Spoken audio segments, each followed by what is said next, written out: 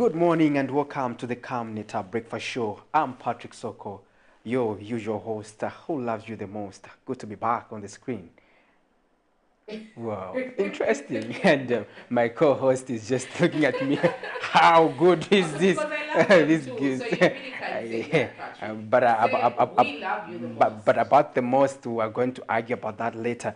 But first of all, we're going to go straight into our very first segment, and that's where we get to do some exercises so that we keep fit, especially this time when the weather is favorable to do some jogging, to do some workouts. And I'm doing that. I hope you are also doing that. Let's get doing the exercise now.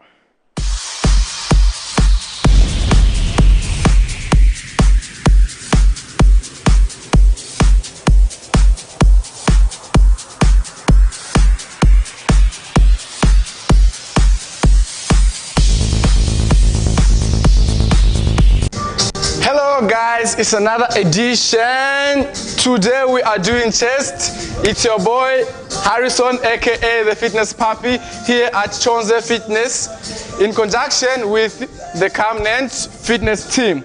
And today I'm going to show you the chest. It's a home workout.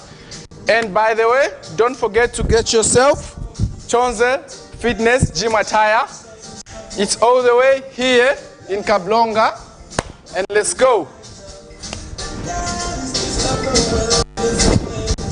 Get ready. Okay. So first you start with the push-ups, the straight push-ups, 12 to 15 reps. We go. So make sure that your whole body is straight as you are going up, as you are going down and up.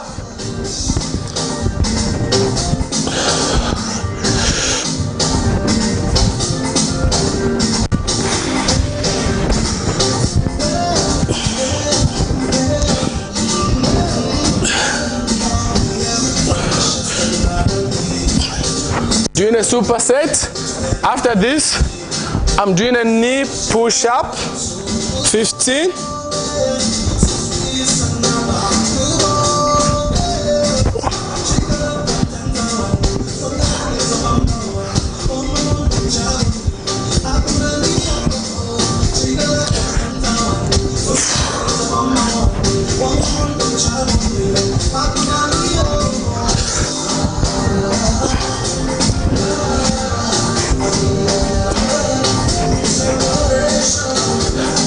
After this, we are doing a box push-up, 15 again.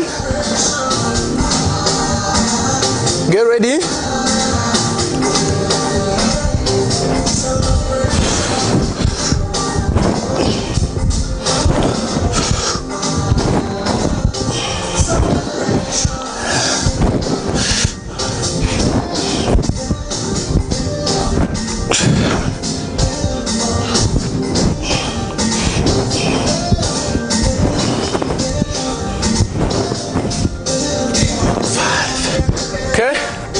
You take a chill for just seconds, for probably 20 seconds, to relax yourself. If you want, you get yourself some water. Okay, you relax, 20 seconds. Okay, you go again for another round. We were doing 15, now we've reduced to 12. So if you have time, you can go up to 5 repetitions. We go, body straight, and go.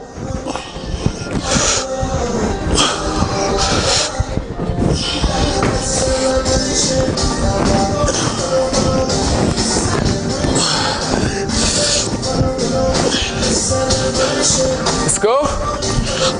Knee push-ups, 12.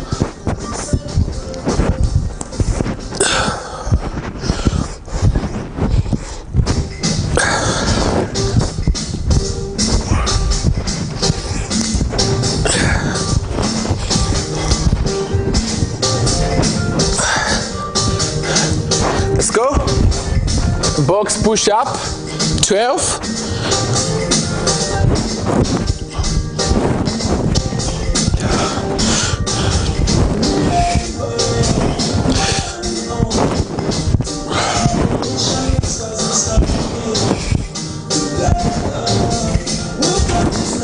Two more. Okay, you take a chill. Okay, so you can also go for five repetition. Then after that, you do your stretch. We go 1, 2, 3, 4, 5, 6, and 7. 1, 2, 3, 4, 5, 6, 7. Okay, we are done. You have been with me, Harrison, aka the Fitness Papi. See you next time.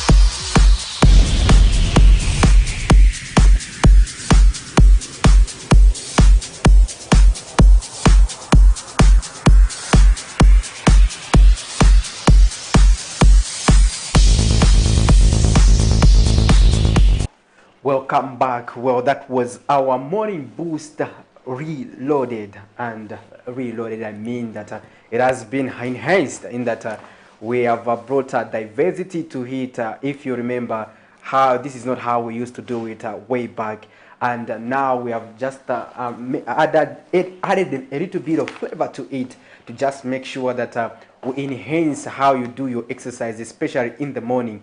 You know, we have to start every time on a healthy note, and that is quite very important. And I think my co-host is now ready to be with me, and that's Madam Karimbula. How are you?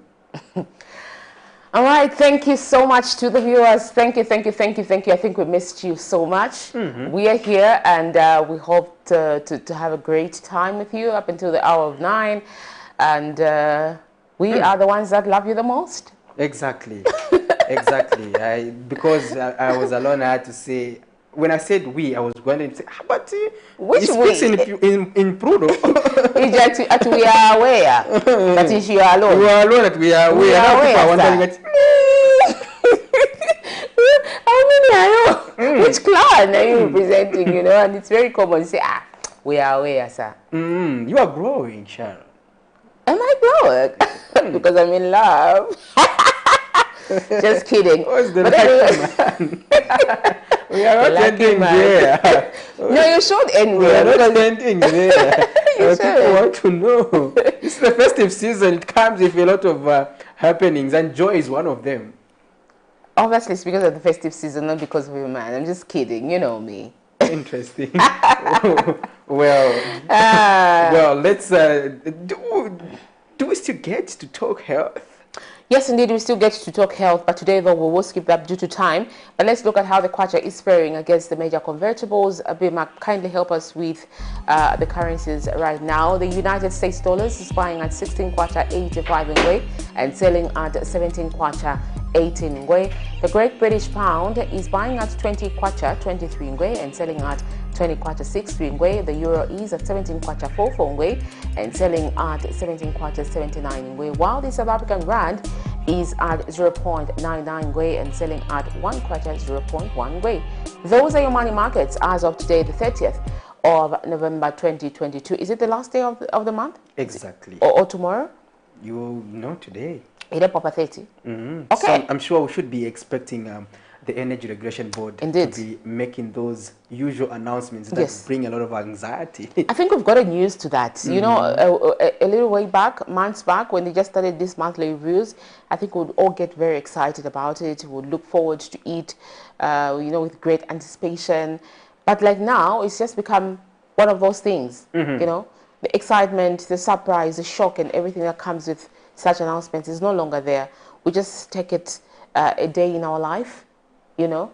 Gabashta announced, Gabashta reduced, you know, even the bus fares were not adjusted. The previous announcement, when the previous announcement was made, it was basically normal. But also remember that I also told you that November is going to be a different ball game altogether. Yeah, so we're and going to we are November, waiting to see if at all your prophetic word will come to pass. Yes, but there's also a positive indicator, because as I was going through the business news agencies, I was looking at the aspect of the crude oil on the international market. There was an indication of a reduction. This is on account of countries like China, who have reduced the demand, in that they're also observing a lockdown. So there's a slight demand in terms of the crude oil. So we are looking at the prices have gone down a little bit, and I'm sure that that may also equally cushion us as we make those revisions. But we'll see at all, if at all we are going to make that progress. Indeed, Patrick, can I see one of the stories that we aired last night, which made headlines and will help us to set the day this morning, and up until the hour of 19, when we have our main news. Let's look at one of the stories that we did as of yesterday. We're in the football season, Patrick, by the way. We're in the football season. I don't know much about football. Yes, we can do but, some obviously, recap. You are very, very, very keen and abreast with these things. I remember Bimak was telling you, this round is done, 16 round. I don't know what that means. Anyway. 16 rounds. I'm not talking about the rounds you're thinking, man. So,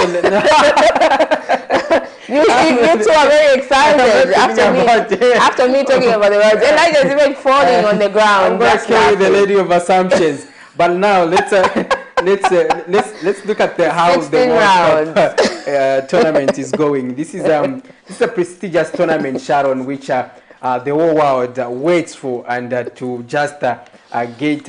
It's an exciting moment for teams or countries to participate, and we also have to make sure that we also give you an update regarding the matches that we have played. So let's look at how the games ended as of yesterday. Yesterday we had Ecuador, who were up against Senegal, and this was an interesting encounter where Senegal was a better side and managed to beat Ecuador by 2-1. And it was quite encouraging how Senegal represented Africa and made sure that they managed to just secure that victory that was important for them to secure a place in the round of 16. Also looking at the Netherlands, they in the same group, that's a group A. The Netherlands were a better side over Qatar. Talking about Qatar, they are a host nation, and they are a team that donated 3 points to all the group contenders.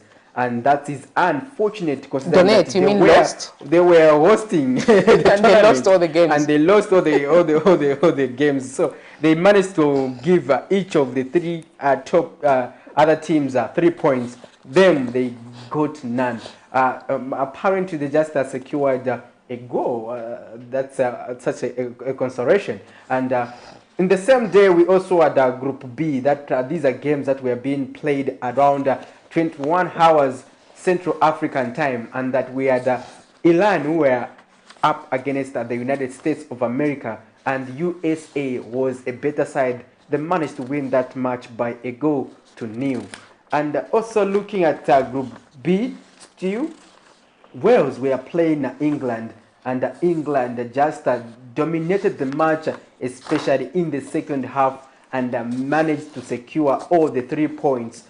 The man to talk about was Rashford, the Manchester United star, who managed to just get those goals for his team, and that was quite an interesting encounter. Also, let's look at the games that will be played today. In Group D, we have Tunisia, who will be up against France, and Austria will be up against Australia will be up against Denmark. And in Group C, we have Poland, who will be playing against Argentina, the likes of Lionel Messi. People are eager to watch that game. Still on Group C, we have Saudi Arabia will be playing Mexico.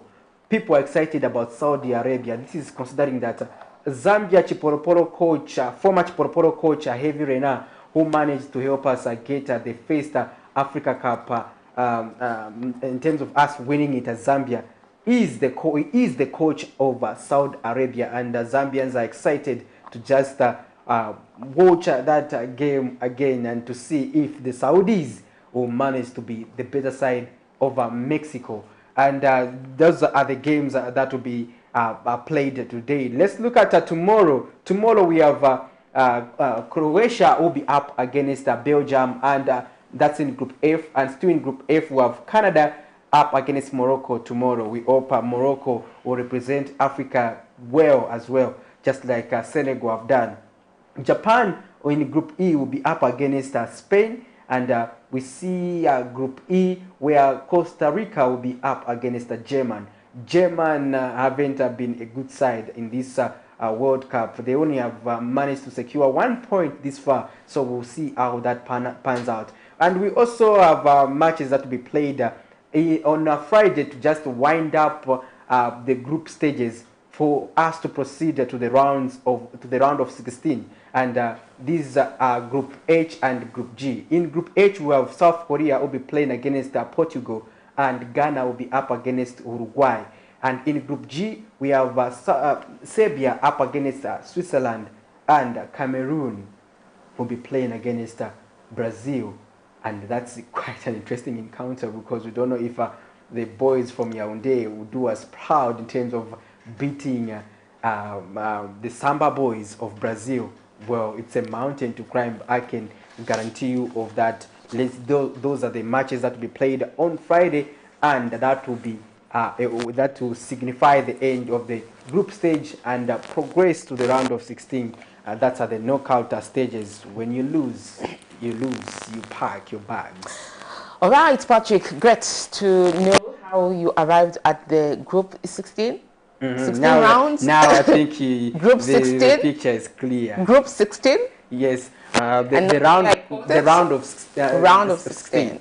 Not 16 rounds.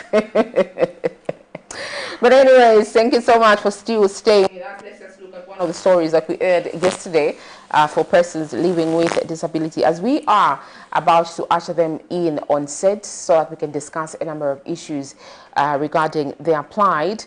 Now, this story that will usher them in is Goodwill Ambassador for Persons with Disabilities, Elijah Ngwale, has emphasized on the need for government to place deliberate policies to accelerate the Inclusivity Act for persons with disability in national development. In an interview with Camnet News, Mr. Ngwale notes that the country urgently needs to move from the Inclusion Act, which is currently in place, to inclusivity, which will not place selectivity. And a lot of words, and you know, Miriam was also swayed into writing Mr. Ngwale's English here. Okay, so he adds that despite the government trying to advocate for inclusion of persons with disabilities, certain things are not in their favor. Mr. Ngwale has cited the lack of education facilities and failure to give the same examinations at the same time as those able-bodied persons, which shows some sort of segregation. Let's look at this story as we zoom in our guests this morning and discuss a number of issues regarding disability. Anybody should be enrolled in any school that they want. Anybody should be employed. Any person with disability, that's inclusion. Now, an Inclusivity Act will say for persons with disability, a pupil with a disability should be enrolled in a school which provides facilities, to mention but one, facilities, amenities for that particular person according to his or disability category. Now there's let me give you a funny thing, a fun example.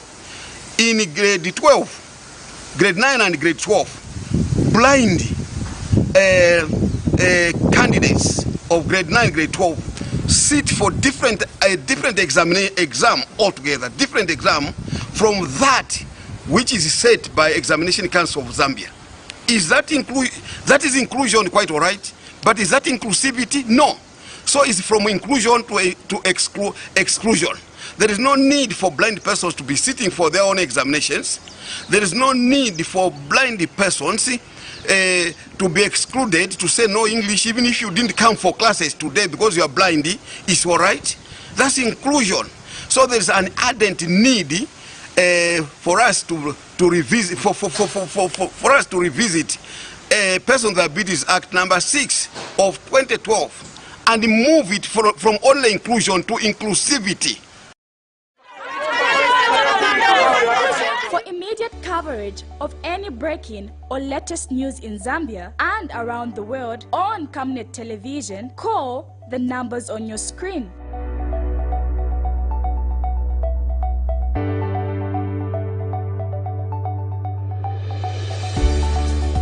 Camnet television, bringing to your screens fair news, impartial news, credible and reliable news all the time. Get the whole truth on Camnet World News.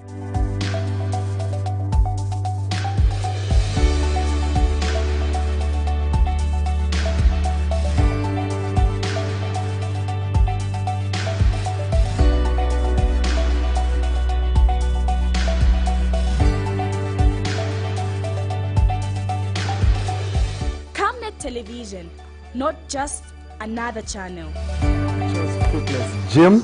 We're a fully functional gym located along Twin Palm Road in Kablonga, right by Cheshire Homes Society of Zambia. So we have various classes that happen from Monday to Friday. We have aerobics, we have boot camp, we have step aerobics, we have spinning, we have kettlebell classes. They happen from 18 to 19 hours every day, and we are open from 06 until 20 hours. That's Monday to Friday. Then Saturdays 6 to 12, and then Sundays we are closed, and most public holidays we are open 6 to 12.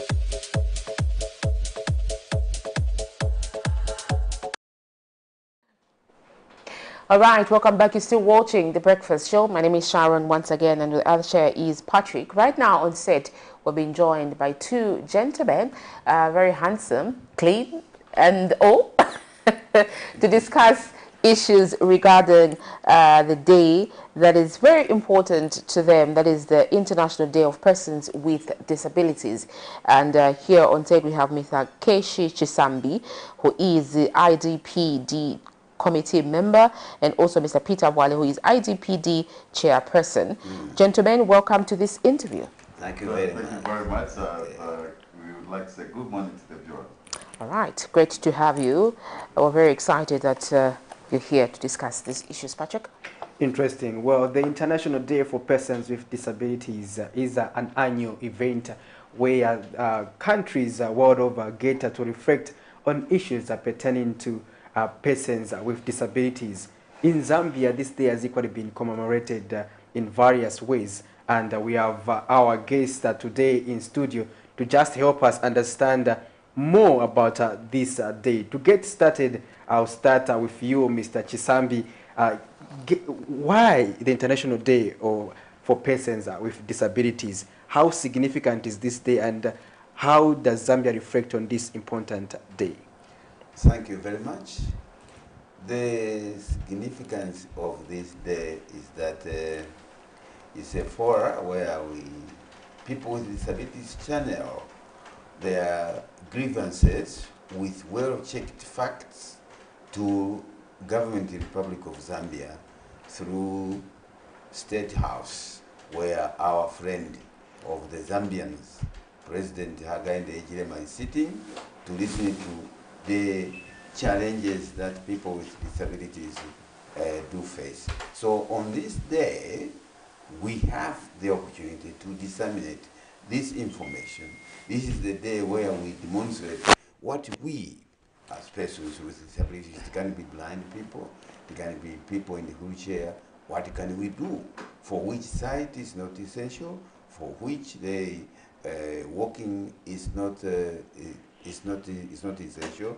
And this is where we tell people that we have the right to the national cake of the country.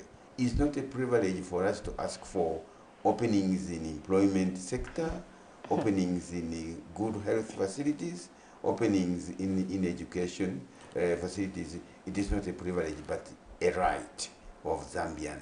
And if you check with the United Nations Convention on the Rights of Persons with Disabilities, which has been domesticated into the Zambia,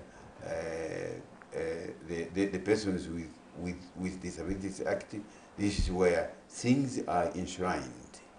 We were consulted to come up with the Persons with the Disabilities Act. So on this day, we take it to be very, very critical, and we appreciate the government for having accepted that this day is celebrated, is commemorated by people with disabilities, of course joined by the Zambian citizenry. Mr. Wale, how long have you been commemorating this day, and why do you still continue to commemorate? Are your cries being heard each year you air them out? Yeah, thank you very much for the wonderful question. And I would like to inform the nation and the world at large that from 1992 to date, as a country, we've been taking part, joining the rest of the world in commemorating this particular day. Yes, we have seen some changes, some developments, as we all know that not everything can change at once. Progressively, we have seen some changes. I know people would say, what changes have you seen? We have seen that we have, as we are speaking as a country, we have the Disabilities Act, which is a brainchild of the UN Convention on the Rights of Persons with Disabilities. When laws are being enacted, those are tools that we use to advocate so that things can be actualized. So those are stepping stones. It is for that reason that we are even able to commemorate. So if there was no much progress, there was completely no progress in whatever we are doing, we would have not seen even the appointments of the commissioners. We have 6 commissioners in this country who are persons with disabilities. So that is one of the results. Because I must mention that last year we were in Ndola. We commemorated this particular day in Ndola. And that's where Honorable Dorini Mwambasefuke MP communicated to us and publicly saying we will definitely do something when we go back to Lusaka after this 3rd December, that was 2021. And when we came back to Lusaka, she called for a meeting. And we met, and that's where now we learned that there will be some appointments. And we saw a number of appointments after that particular meeting. So it is out of this particular, International Day of Persons with Abilities, where we even tabled our issues clearly to the government of the Republic of Zambia. And we take advantage of this particular day to advocate, pushing our agenda that we need to participate on an equal basis with others. We know we cannot be able to participate fully to that level because you cannot say that the fish and the monkey can perform at the same level. We have different levels in society, and these levels that we have will not be the same. I'm blind. There are some blind people who are not like me, who are at the lower level. So we cannot participate or compete at the same level. Because I may have an advantage because I've got a bit of an education, see? So the world will not be like that, but progressively we are going to see a difference. And the difference that we are going to see, we'll be able to say, okay, the person with a disability has enough food, has social cash transfer, has a single window, and support. So those are the things that we are looking at. And we really thank the government for that and giving us the freedom. I like the fact that you are realistic and pointing out to say you cannot do the same things with other people, but they need to place you where you can do something at your level, which is very, very progressive. And I'm hoping that this is the same message that you send to people in your category. I'm sorry if that is a wrong word, but yes, it's fine, eh? Yes, because sometimes we see a lot of complaints where people say we are not being included, we are not being included, but what are you capable of doing is a bigger question. That is a picture I think you need to project more as persons living with disability. So, sorry, if you say persons living with disabilities, it means that a disability also has life. As life, yeah. So we are persons with disabilities. Yes. persons with disabilities. It's a correct word, correct phrase. Anyway, so really, I want us to look at where this whole remembrance or celebration of persons with disabilities started from. You mentioned clearly the UN Convention. Is it the brainchild, or is it where it started from? Yeah, I think Mr. Chisambi. Thank you very much indeed. We give you the background, a little bit of background for this day. Yes. 1992 July, there was you can start from 1982. we started Briefly. that one you can cover. That's briefly. I want you to be as brief as, but I just want us to refresh our memory and understand if at all we are making progress or not. In July 1992, United Nations declared the 3 December as a day for people with disabilities to demonstrate what they can do irrespective of their status. And in Zambia, I, Kesh Chisambi, took it up with the Ministry of Community Development through the late Permanent Secretary, Mrs. Matan, that this has come out now. What is the government going to do? And fortunately, Mrs. Matan then accepted and took it up to State House, and the day was adopted. The standpoint of these days where we should interpret things. Why should there be discrimination because somebody is a person with disabilities? That shouldn't be. Let us look at the ideologies of people, whether sighted people, whether people with complete legs. What about ideologies? This is where this day is very critical, and we thank government. Since then, the day has been commemorated in different areas. Unfortunately, the President of the Republic of Zambia has never officiated at this one. We will continue asking. It's only in 2 different occasions that the Vice Presidents officiated at this. I remember Mr.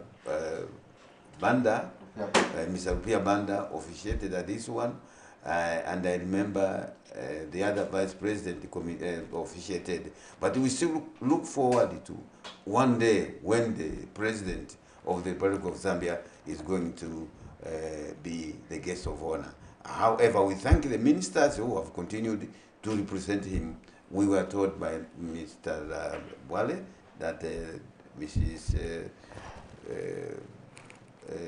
Doreen Mwamba? Yes, Doreen Mwamba officiated last year, and she brought the messages to State House. That's why things are coming out as Mr. Wale has said. And we are asking, you know, the President is sitting in the State House there, waiting to receive advices from the people under him. And these are the people who, if they give him wrong information and he acts on the wrong advice, at the end of the day, who are going to suffer are the people who are expected to benefit. So we want the people who advise him to give him advices on well-checked facts, so that when he acts, that action is going to benefit people expected to benefit on a longer term. Interesting. We also want to get updated regarding where this event will be held, the official event, and do those who are in other provinces need to come to the place where the major event will be held, or you are going to have separate events in selected provinces, in respective provinces? Thank you very much for that question. We, as the International Day for Persons with Disabilities Commemoration Organizing Committee, what we do is that in all the 10 provinces, this activity, the commemoration takes place, and like you've already heard to say that last year we were in Ndola. We did not stop the province to commemorate. The province also went ahead and they chose the district to which they can do the commemoration from.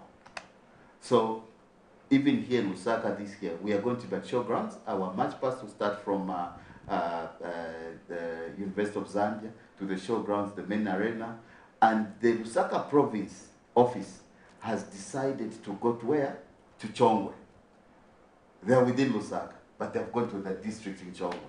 So meaning that in Lusaka we will like have many? 2 commemorations. In Wapura, they are doing the same. In southern province, northern, northwestern, in all the provinces of this country, this commemoration is there. But they have just chosen one district where they're going to do it from. Yeah, that is the committee. Like we have the national committee, we have even other provincial committees, and there are some other districts where there are districts committees. Like I can mention, like we have Ndola in Copper Belt. They are going to have it in Rwansha, but Chingola has decided also to have their own. They have mobilized because we want to make this particular year to be visible. The IDPT for this year has to be very visible because we are talking about innovative solutions, for inclusive development. Interesting. That's the theme, right? Exactly. And looking at the theme, how have you been able to interpret it, and how would you want to actualize the theme? Because coming up with the theme is one other thing, but making sure that you live by the theme is another thing. That's a good thing. That's a good one. Because you know what we have done is that we know that we've got architectures. Architectures should develop, do the architecture work to suit everyone. We don't want to be coming back. No, you people should do this here because this one has got a disability. For innovation, it must be the transformative solutions. These are innovations. If you come up with something that will enable a person without hands to write, to be able to cook, even when they have hands, they can cook. It makes people happy. It makes people to be able to be feel included in the development of the nation. Not where you just design something that can be used by a certain group of people. And leaving others. That's why we are saying, walk alone to walk fast. Walk as a team to reach far. You see? So us as persons with disabilities, we have felt, we feel that we are left out.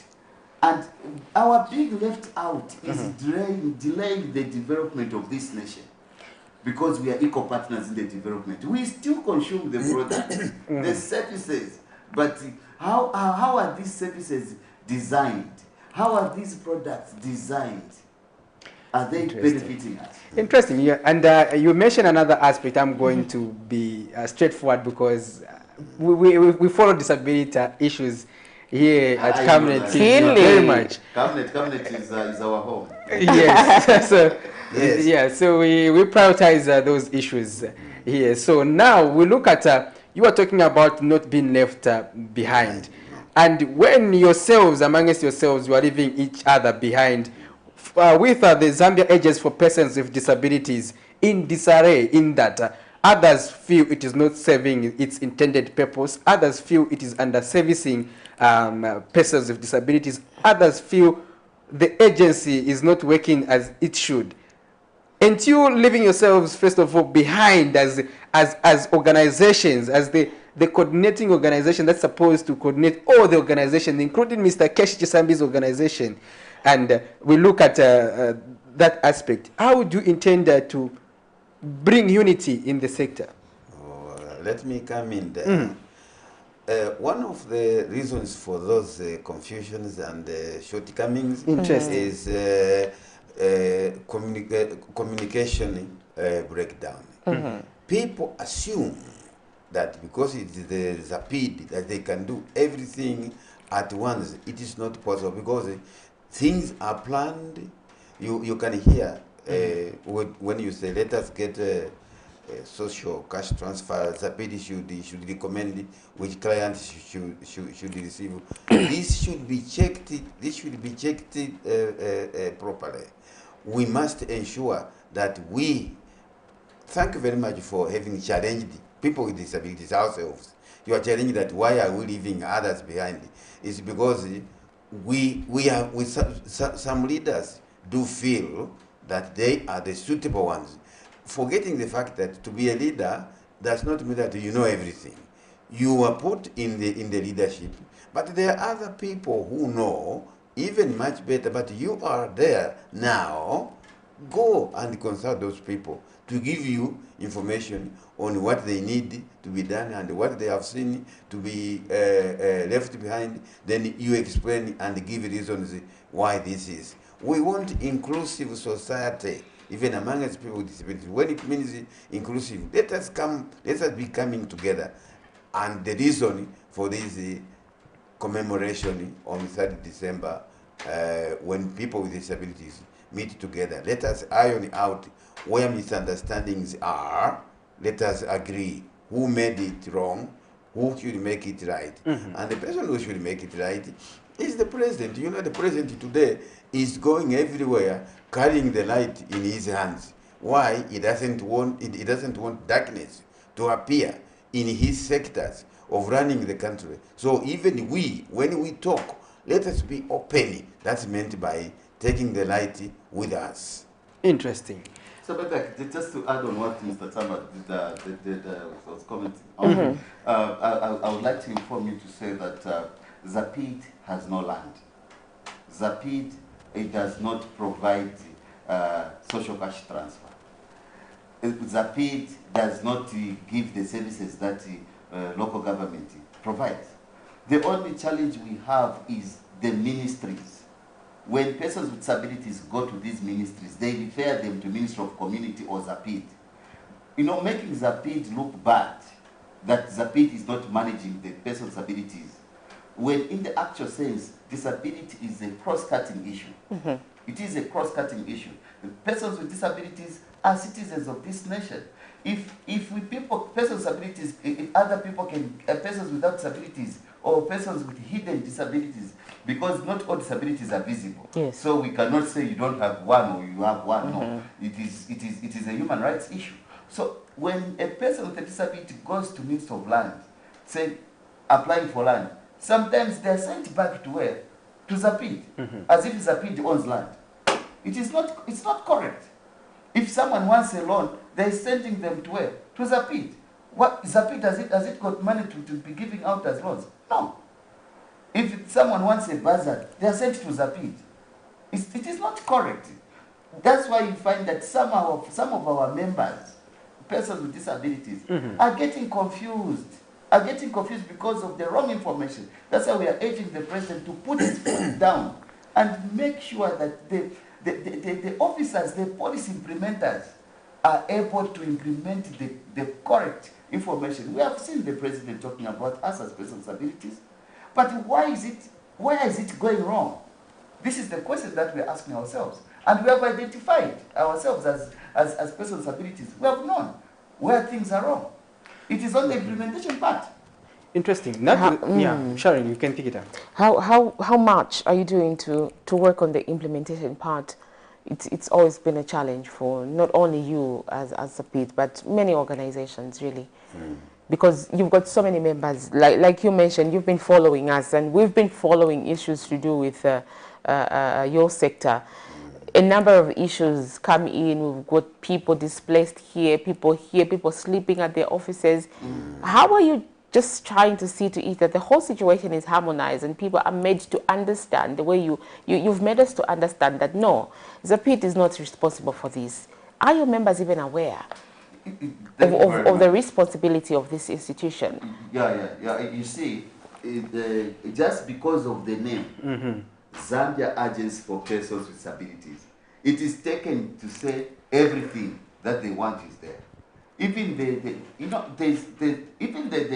people we can call the directors in some of these offices, they are totally blank.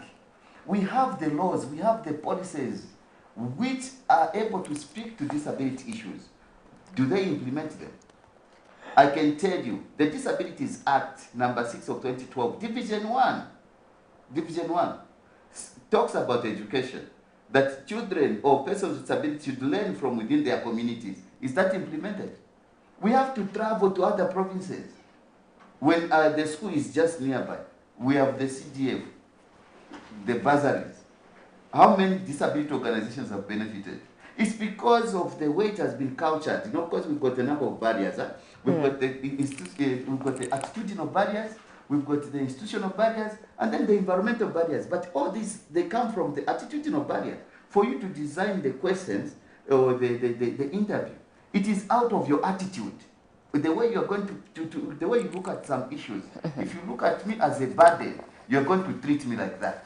Even when you're trying to design a program for me, you're going to design it for me as a burden to you. You see the point? So the way things are being done is because directors, the implementers, the policy makers are looking at us as a liability. That's why this day is very important to us, that we can show what we are able to do, even without sight, without the sense of hearing. It is a wonderful day. That's why we're saying, come one, come all. Come one, come all. Like today, we are having a cleaning activity at China. Yes. Because there we know that fruits don't go to China. All the fruits go to UTH. We want to show our friends, our brothers and sisters, that we love them, we care for them. It makes my heart bleed. I feel very bad about such kind of a situation. After the cleaning activity at 10 hours, we are going to OIDC. We want visibility. We want to show the people that we are able. There will be sports. For your own information, you will see Mr. Sammy here. That's Sammy running. Yeah. We can't wait to see him in that state. Yeah. But anyway, as we wind up this interview, gentlemen, very fruitful and very enlightening, actually. Do you think the ordinary citizens understand who you are, your place in society? Are they helping you survive? Or I'm going to use these words because, you know, they've actually put you on a different pedestal because of what you mentioned, the challenges, the barriers, like attitudinal. On my own, I would say he can't manage. But can you really not manage? You know, it is subject to debate. Yeah. Maybe you can manage, but are we able to understand you and your capabilities in order for us to create this environment that you can safely stay, safely carry out your duties, safely just be who you are? Okay, thank you very much. People know our capabilities, but it is deliberate. Deliberate due to the attitude. If you want to have an attitude towards someone, it is not natural. You decide. You don't want to check your mind or your thinking. You just take it, okay. How do you hate someone naturally? You are the one who has a problem.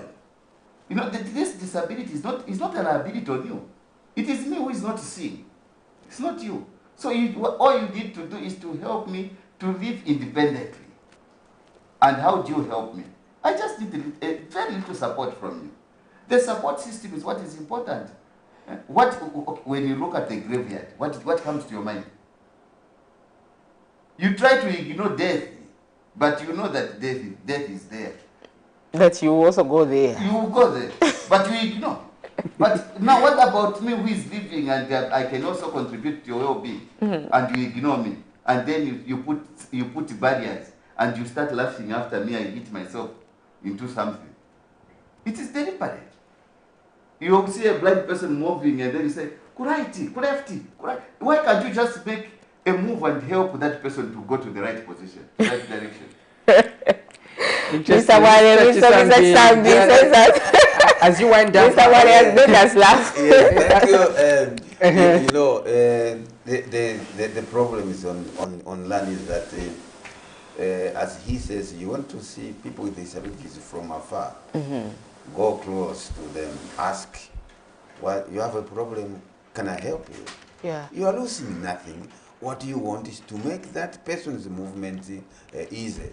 You know, the Indians have been giving small monies here and there. If you ask them a question why, they say, we want each and every person to be happy on the Zambian land or on the global area. That's why they give those. But now, when they are giving those, how are we utilizing? We should make use of what we are given. We are speaking of the government giving social cash transfer, which we appreciate. The president has continued to encourage this through the Minister of Community Development, Mrs. Mwambalea. We want to show that we can properly make use of that funding. One would say it is a little. There is no way where even the country will say now we have got where the president will say now in my country which I'm ruling we have enough money. He won't find it that time. The time he is going to find is to bring people from other countries under bilateral agreements, so that as he brings them in the country, then we are getting monies and we are getting a reduction of unemployment, because when there are so many companies operating in Zambia, they will be employing people. It's not the government willing to be reducing the unemployment. The president needs other people to work with him so that opportunities are there for employment. We talk of education. You know, let me complain. The government keeps saying that importing education facilities for people with disabilities, the blind and the others, is expensive. Who told you? There is no way you find things easy going, but how do you manage to import education equipment for ordinary people? What we need is rationalizing. You measure the little piece of cloth you want. Don't give it to a big person, give it to a small person, because we have measured. Even this importation of educational materials, we shouldn't continue saying it is expensive for blind people's equipment. What matters is planning. Make use of the little funding available. And this is done, unfortunately, at the time of making the budget.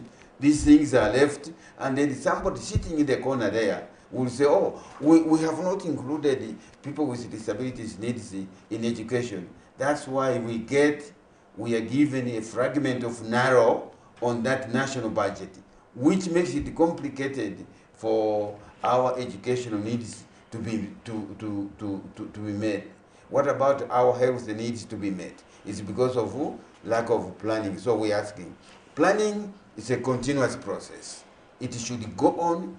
The population is growing.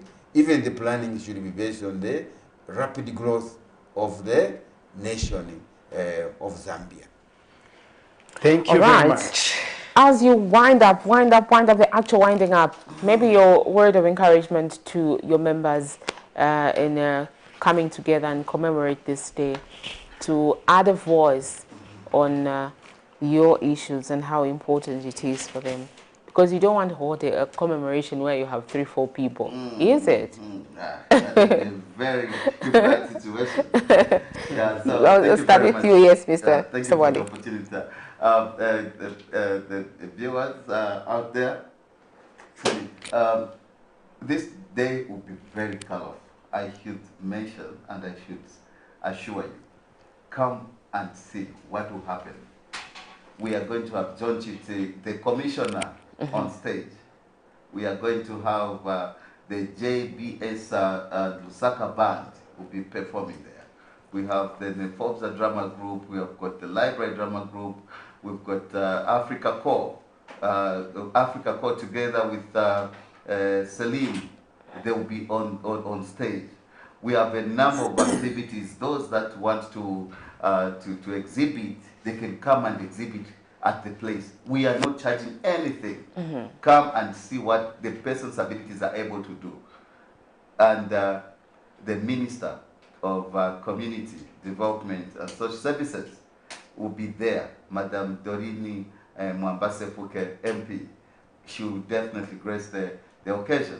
Today, we are at Chainama Hills Hospital, the psychiatric ward, where we are going to do the cleaning. We persons with disabilities will be there. And after that, 14 hours, we are going to be at Heroes, OIDC, where we're going to be having the sporting activity so that you people can come and see. It will be wonderful. It will be nice. And all these activities are happening in all the 10 provinces of this country. So we urge you people to come, and the media, you are all invited. Come and see what will be happening. We want a lot of visibility. You are always the partners. Thank you. Mr. Chisambi, I want to see you running. I think that's why I'm going to come at 14. What's your closing remarks? Thank you very much. It's just a message up there to the people and the agencies who have come out to support the funding of these celebrations. People up there, the media, you are helping us to talk, meaning we are disseminating information to those people who have not had the chance to hear how these things are going to happen. So the appeal is, come over, you people with disabilities, the blind people, wherever you are, in the rural, you can meet even in a small place, talk about this day. So you are most welcome. Let's come together in this inclusive society of Zambia, where the president is, his chorus of singing is, don't leave anyone behind. But there are people who are trying to block this terminology, this slogan. We say, leave it to the president to make implementations through the appropriate ministries and appropriate agencies. You and the agencies, we thank you for your continuous support towards the organization of this event. Not forgetting Camnet. Camnet has been so good. Thank you. Following us. We really thank the management and staff for being, very supportive to us. We wish we would have some opportunity of awarding. Would have done that. Mr. Wale is a sweet talker, Patrick. He's a sweet talker. I can only imagine you during his youth words, what he did. Yes. I did a lot, but you did a lot, eh? But people can get in touch with us. God will award you. All right. But maybe we can give the people the number so they can get in touch with us, because we know that some people want to interact with us and get more information. They can get in touch with us on 0973 88 2412. 0973 88 2412. All right. 0979 81 2314 or 979 81 2314. Keshi Chisambi. All right. Thank you so much to the viewers. We are still with you on the breakfast, but we will just take a very short break as we zoom our guest this morning out and zoom in another one, and we will continue to have a different discussion. Obviously, right now we are zooming out Mr. Keshi Chisambi, who is IDPD committee member, and Mr. Peter Wale, who is IDPD chairperson. And IDPD, in case you are wondering, is International Day of Persons with Disability. It falls every year in December, on the 4th, is it? On 3rd? the 3rd. On the 3rd of December, and this is a build-up to that day. Like they mentioned, they will have a number of activities. Obviously, it started way back, but today they have an activity going forward up until the day. let's zoom out our guest with a story coming from the community where over 200 pupils in Lusaka's Chainda compound have benefited from the consortium of donors who put together resources to buy various items, among them books, school bags, and sanitary ware. And Minister of Community Development Doreen Mwamba underscored government's commitment in uplifting the standards of the people as provided for in the 8th National Development Plan. Let's look at this story. Zambia joined more than 80 countries around the globe in Giving Tuesday when acts of radical generosity are encouraged. Giving Tuesday, often described as a global day of giving or a global generosity movement, is commemorated each year in November. A consortium of donors Tuesday morning put together resources to purchase school materials given to less privileged learners at Chainda Open Community School in Lusaka's Chainda compound. Over 200 pupils have benefited from the donation that has seen the distribution of school bags, food items, pencils, shoes, and sanitary pads for vulnerable girls. Registrar of NGOs at the Ministry of Community Development graced the donation on behalf of the Minister, Doreen Mwamba, and has since appreciated the Giving Tuesday group for the good gesture designed to help the less privileged learners at the community school in Chainda compound. She says the initiative is in line with the government's programs designed to support the less privileged in society, as designed in the 8th National Development Plan that seeks not to leave anyone behind. Our gathering here today symbolizes the great Zambian spirit of Ubuntu. It is gratifying to remember that one of the policy pronouncements our Republican president made in the recent past was the free education policy. However, the vulnerable children still face challenges with school needs, such as uniforms, shoes, and books. For this reason, government has further increased the budgetary allocation to social protection to cater for the increase in the needs of beneficiaries and other various interventions. Area Councillor Patrick Nsama, who was also represented by Ward Development Committee, Alan Simukoko, says the donation will lighten the burden of parents in sourcing school materials. While the new Dawn government is making every effort to create jobs, facilitate establishment and growth of various businesses, it is imperative that existing a new business develop a culture of corporate citizenship by continuously supporting social causes within our communities.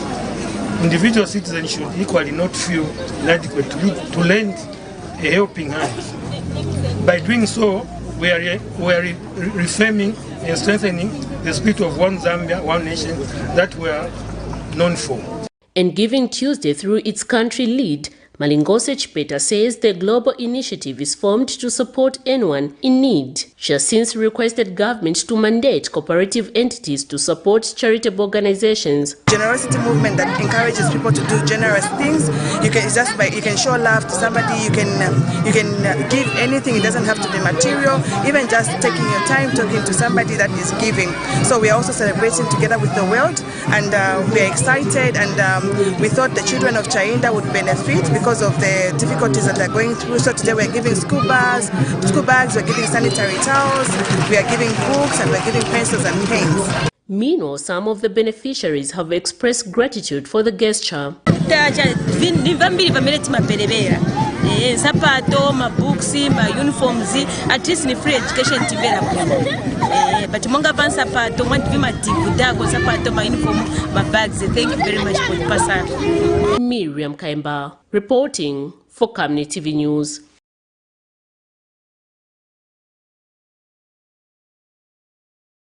Hi ladies and gentlemen, I'm Cholwe from Cho's Fitness Gym. We're a fully functional gym located along Twin Palm Road in Kablonga, right by Cheshire Homes Society of Zambia. So we have various classes that happen from Monday to Friday. We have aerobics, we have boot camp, we have step aerobics, we have spinning, we have kettlebell classes. They happen from 18 to 19 hours every day, and we are open from 06 until 20 hours. That's Monday to Friday. Then Saturdays 6 to 12. And then Sundays we are closed, and most public holidays we are open 6 to 12.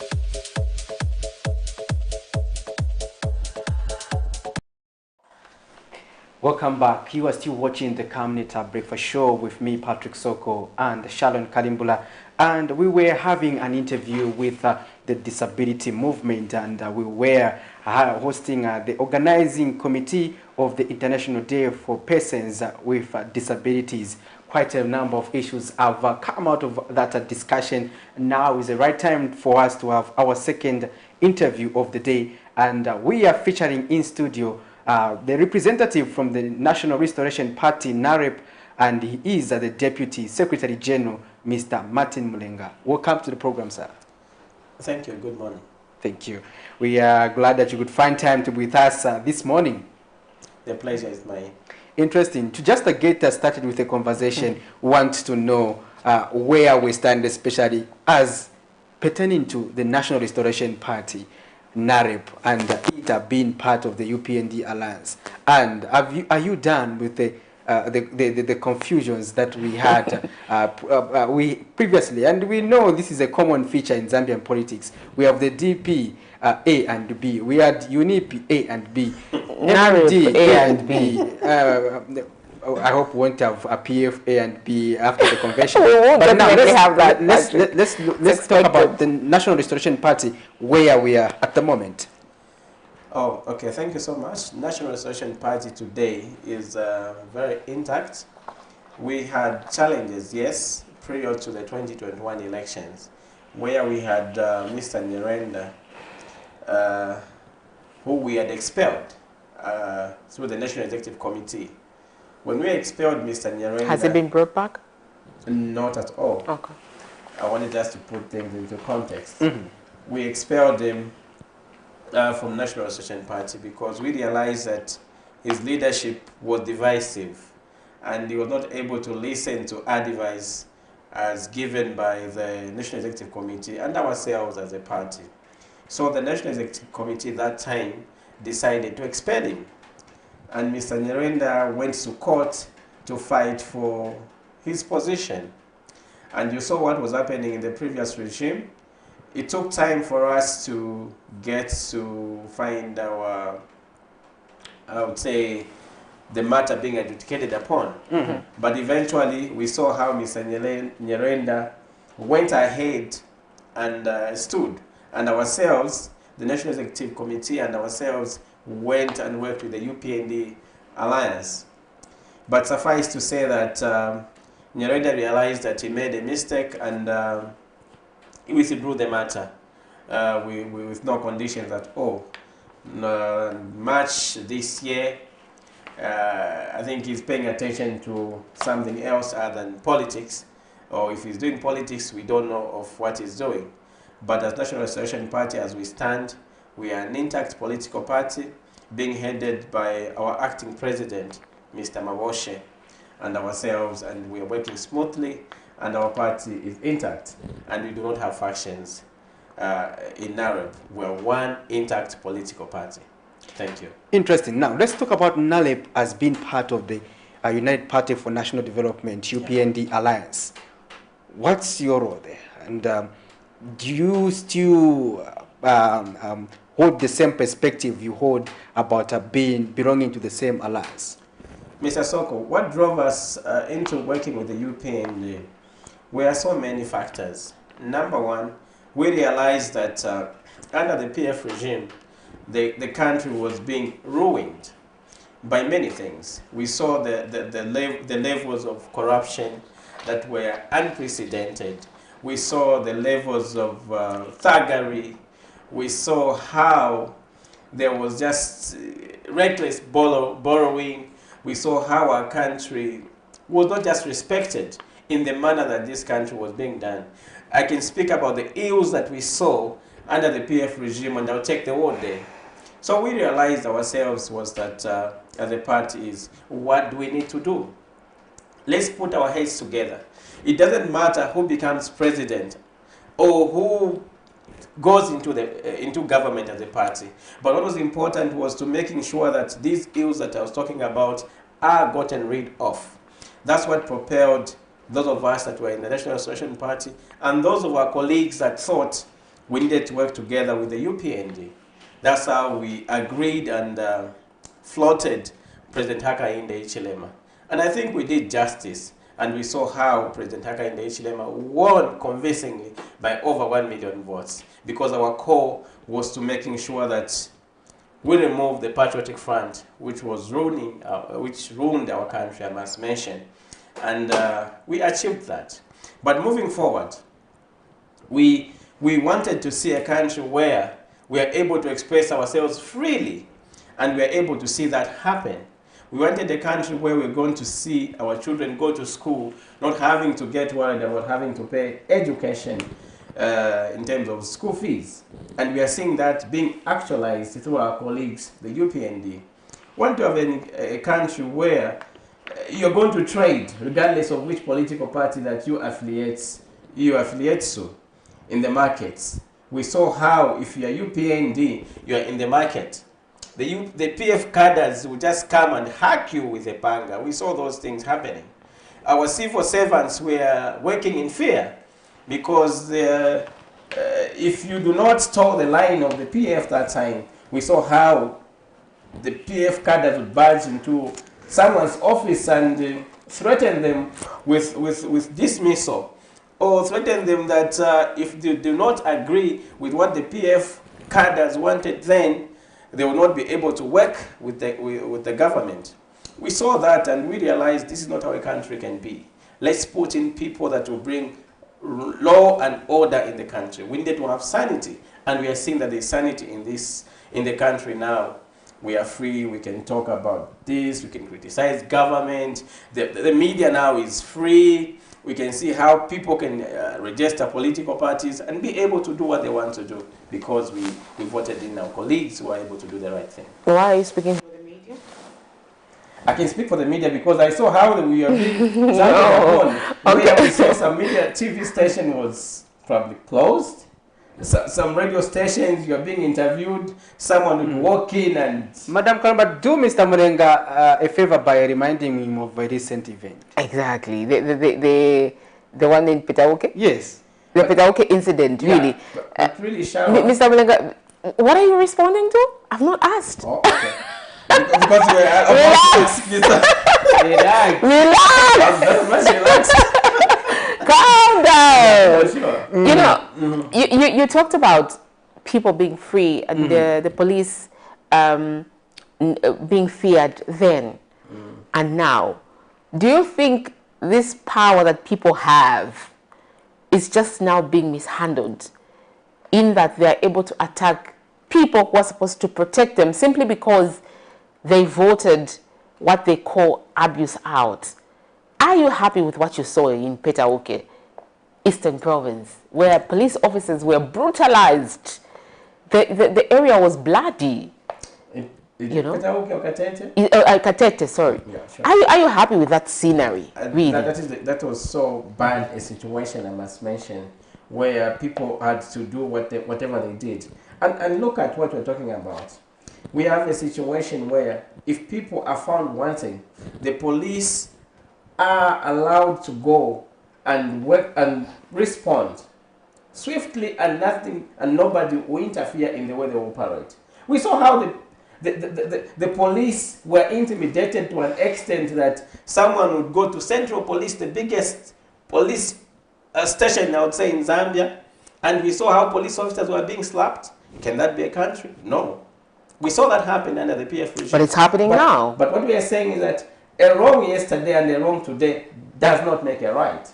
So what we are saying is that if people are found wanting, we want the law to take its course. And we condemn such kind of acts. And that's how we saw the police having to move in swiftly and have those people arrested.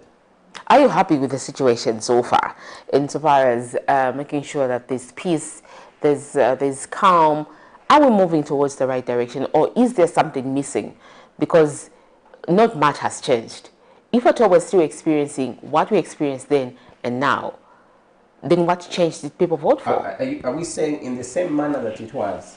We are moving from a situation that was extremely bad. So I think change, this is one thing we must understand, that change does not just come overnight. How long should we wait for this change? We still have people that still believe that that is the way of doing things. And we are moving in with a leadership that is saying this is not correct. And if one is found wanting, this leadership would not hinder these law enforcing agencies to pounce on those that are found wanting. And that's what we need. The political leadership or will that will make sure that people that are found wanting or punishment is meted out on them. And that's what we need. We need that actually as a country, where we've got leaders who are going to say, if you are UPND cadre, if you are an Arab cadre, and you fight with a police officer, like what we saw at Soweto Market, the police should go in and arrest. And that's what we're talking about. How long should we see this? Should we wait? Should we be patient for this change to be seen? We're talking about a country that have lived, that have just, a country that has been, I think, since independence, over 50 years. We have governments, subsequent governments coming through, and other governments and all that and all that. What we are saying is that when a government goes in, it does not automatically mean that after 1 year, everything will just change automatically. But we should see the political will that's coming from this government, from the topmost, the president himself, who says if you are found into this kind of crime, you are on your own. That in itself explains that this president is saying, let there be no one be involved in thuggery, which was a norm under the PF. So we are moving in the right direction. Well, our dear viewers, you are watching the Camnet Breakfast Show, and in studio we have Martin Mulenga. He is the NAREP Deputy Secretary General, and we are assessing development issues under the UPND for the year 2022. You too, our dear viewers, can add your contribution by leaving us a message on our Facebook page as well as on YouTube. You can do so as well by calling the number that is on your screen and ask your question to our guest. Now, going forward, Mr. Mulenga, I also wanted to get your perspective.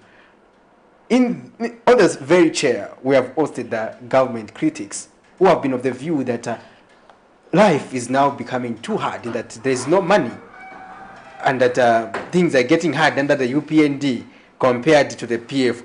People would say it was hard under the PF, but it's even harder under the UPND.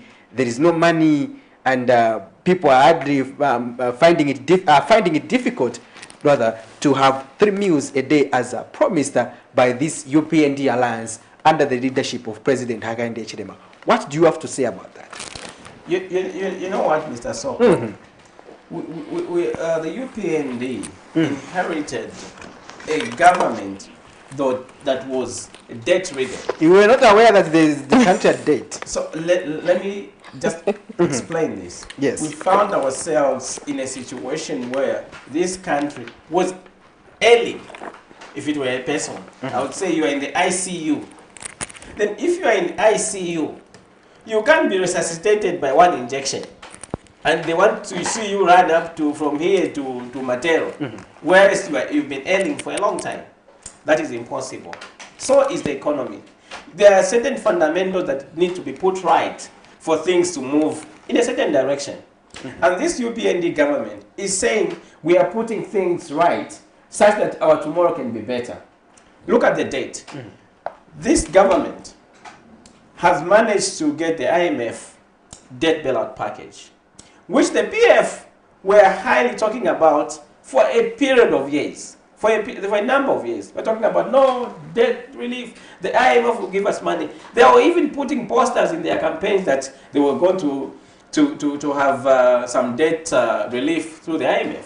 We saw them having to bring in Lazard, a company from Italy, to help them restructure the loan. But all that was in vain because they did not manage to get the bailout package. The coming in of the UPND saw us, within a short period of time, having to agree with the IMF. And this is what has created donor confidence. And our lenders also now have confidence that we've got a government that is so prudent that we can give them the money. But for you to be seen prudent, it's about how you are using what you have. So even if we reduce it at our personal level, if you go to the bank, Mr. Soko, Madam Sharon, they need to appraise you. What is your income? How much do you pay in terms of rentals, education? What is your disposable income? With this threshold, would shall not be able to pay 1,000 kwacha for the car loan. So are the lenders that give money to any nation. They need to appraise you. So if you look at our credibility now, I think we are rating higher. We were failing to pay in an economy that we're saying we're doing better. We are failing to pay interest. Not talking about the principal, failing to pay interest. We are one of the first countries in Africa to fail to pay interest. Not talking about the law, the law, the principle that we could have been paying. So here we are. The UPND are setting the base, putting the foundation right, that we can see this structure, that we need to erect a proper structure for the economy, for you and I to see things start trickling down. We see the levels of people that are getting employed now in their thousands. It all goes down to explain that we are trying to put things right. And soon and very soon, we'll see the trickle-down effects. Wow, we have the IMF that you are celebrating about. Are you also explaining to the people of Zambia the conditionalities attached as UPND Alliance partners? Let's look at the issue of energy, the energy sector. Electricity tariffs are earmarked for increasing effective next year, 1st January.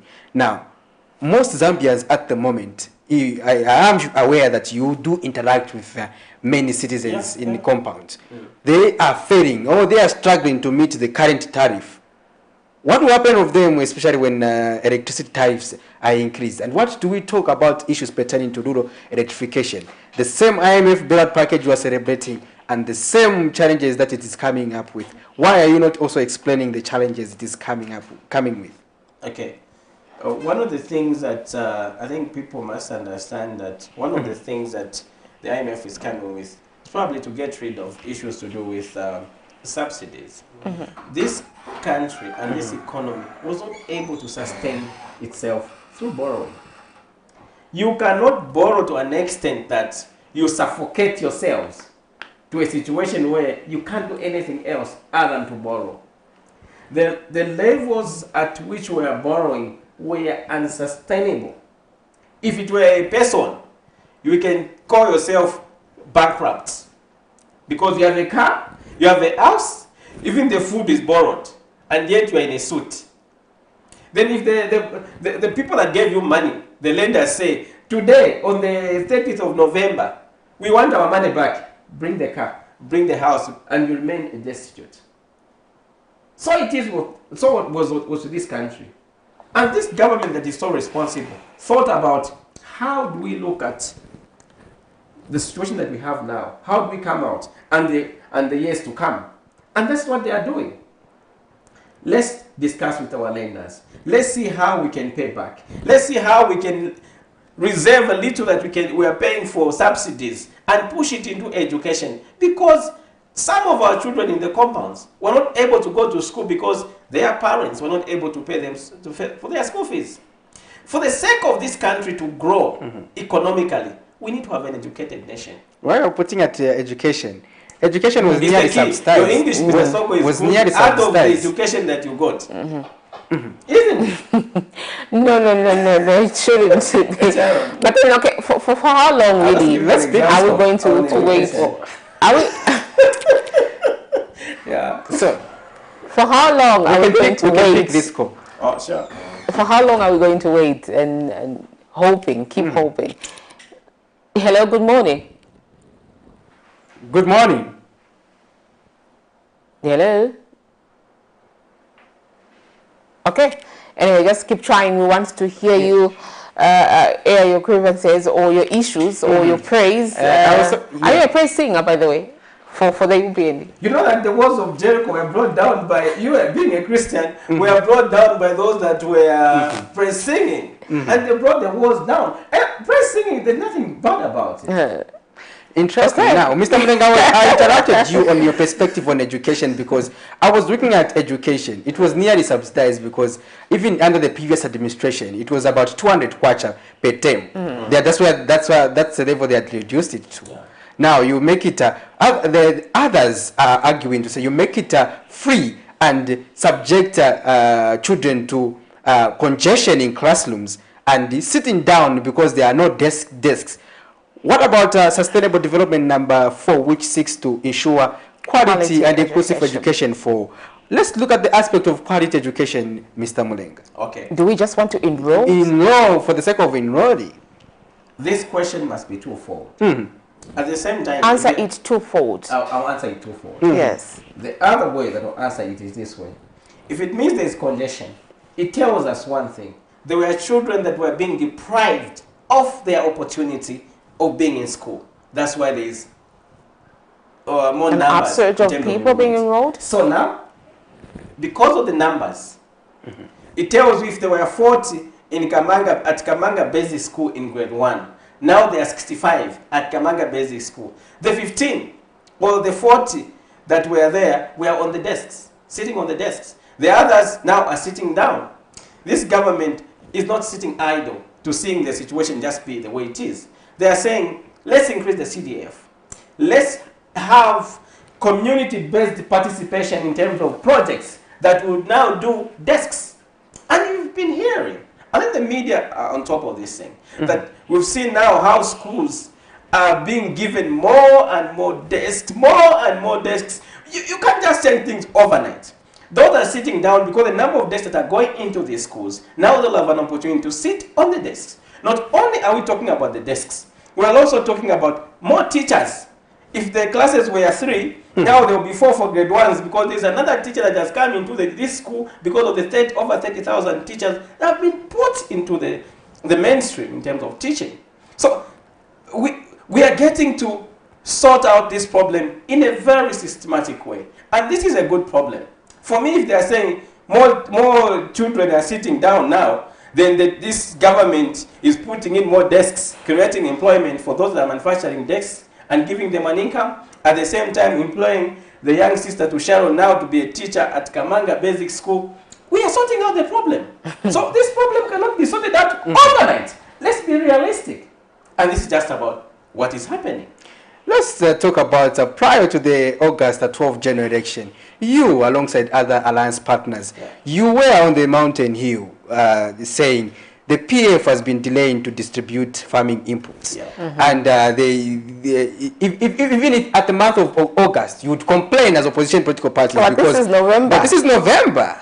And the farmers, others were just flagging off, should be yesterday, in terms of the distribution. When maize should be germinating and the fertilizer already applied. What do you have to say about that, Mr. Muleng? Yeah, I would say that the delay is not good. You get the point? We do not need to have such kind of delays. But the question is, what are we doing about it? What is that? When we see that there's a problem, we need to acknowledge there were challenges. There were challenges and challenges were emanating from many other things that were happening that were at play. We don't need to have a blame game here.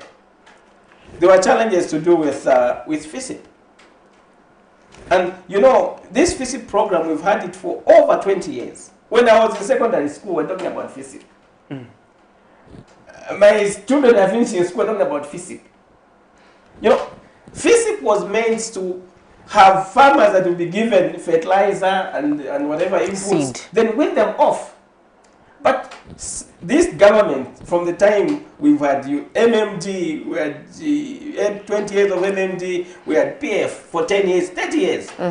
They did not wean off these farmers because this program was meant to wean them off. Just hold your thought with Victor. Hello, good morning. Hello? Good morning. Yeah, good morning. Okay, please go ahead with your contribution. My contribution is that Mr. Mulenge is not a politician. He's just a zero future. Okay, why do you say so? I say so because he's not looking at the two sides of the coin. How much people are suffering, he's not talking about it. Ask him the question, he will respond. And the president is talking about is just a rubber stamp. Okay. So what's the question? Ask him a question, he will respond. Question let me ask him. Thank you. Mr. Mulenge. Yes, my brother, how are you? Mr. Mulenge, how are you? I'm great, thank you. You know that from the way I'm explaining, you're just a rubber stamp. What is a a rubber stamp. You're not looking at the two sides of the coin. You know how much people are suffering in the villages and on the streets. I think that's the question. That's the question Mr. Mulenga should All right. I think you will respond to that. Thank you so much for calling. Mr. Mulenga, are you aware of how much people are suffering on the streets and in the villages? First and foremost, I'm not a rubber stamp, and let me answer because I want to contextualize this question. He's asking me if I'm aware of how people are suffering in the villages. My mother is still in the streets. My mother is still in the village, and I understand what it means to be in the village. I've lived in the village before, but I will tell you that this country now is in better hands than it were under the PF, because we've seen the intent of our colleagues in the UPND is to alleviate poverty. That's why you realize that they've increased the social cash transfer. They've increased the number of beneficiaries. They've also increased the CDF in a way that it is like we are decentralizing this government. If 27 million goes into Lukasha constituency, and there are projects that are to be done in Lukasha constituency, with a prudent member of parliament, with a leadership that's sitting under CDF committees that can come up with projects. These, our colleagues and our brothers and sisters in the villages, can come up with other projects that can give them money. We've got issues of making baskets. These chairs that we're sitting on, someone in the village can make them. And if they can make, they have cooperatives that can make 20 of these, and the youths bring them to Lusaka, and they go back with 60,000 kwacha. Would they not be able to do certain things that can up their living standard in the village? Let's pick this other call. Hello. Hello, good morning. Good morning, Sharon. How are you? Good, thanks. Please tell us your name and where you're calling from. Okay, I'm calling from Chiranga. I'll remain anonymous. Ah, perfect. Mr. Anonymous, good to hear from you. Yes. Yeah, I will concur with the previous caller. Where he had a point, but I don't know why he just got to express himself. Okay.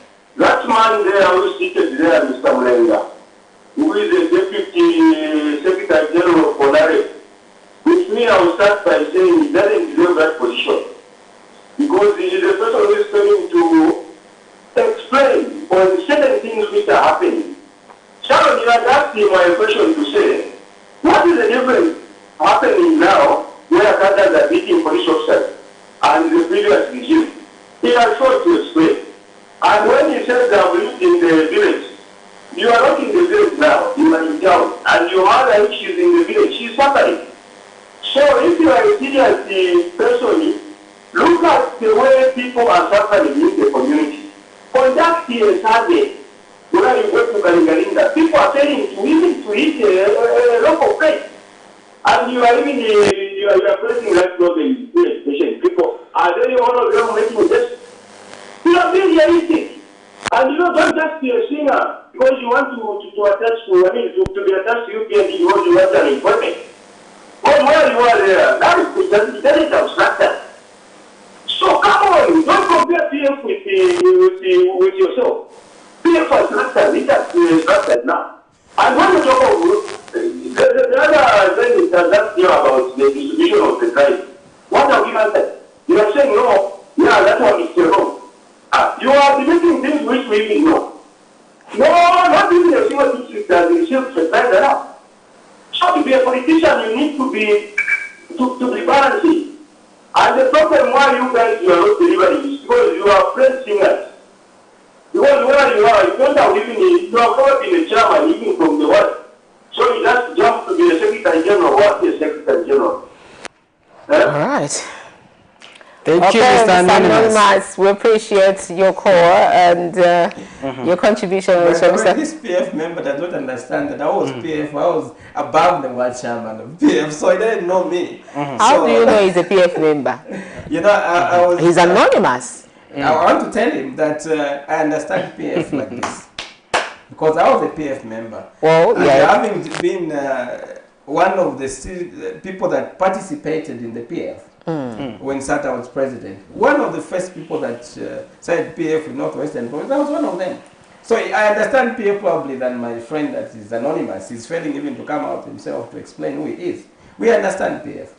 PF, when President Edgar Lungu took over, some of us just said, with what we've seen, we can't go ahead.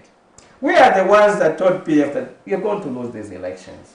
When we were in the PF, the structures, and we were telling them, we participated. In 2015, some of us in the PF were deputy campaign managers, so we understand the PF. And those of us that were so civil and we knew that this thing, the trajectory to which the PF had taken the country was just destroying this country. We said, we can't go ahead. Let's leave the PF. The PF, if it's PF anonymous, I'm able to tell, the PF is dead and buried and never ever to come back. The one thing that the PF have failed to understand or to internalize is to understand that the PF gone, dead and buried and never to come back. Just give them 1 year. They are gone and never to come back. The better he realizes that, the better for him. Should we take that as your closing remarks? I think I did to speak about and the few questions that you've asked me. All right. If it were a closing remark, I would say thank you so very much for inviting me. The pleasure is mine. All right, to the viewers, thank you so much for choosing Camnet TV. We've had Mr. Martin Mulenga, NAREP Deputy Secretary General, and he has discussed a number of issues. He has responded to our questions, not pleasing, some pleasing, but he has tried to respond in his capacity. Thank you so much to the callers. We appreciate your viewership. Join us again tomorrow for yet another exciting edition of The Breakfast Show. Good morning. Thank you.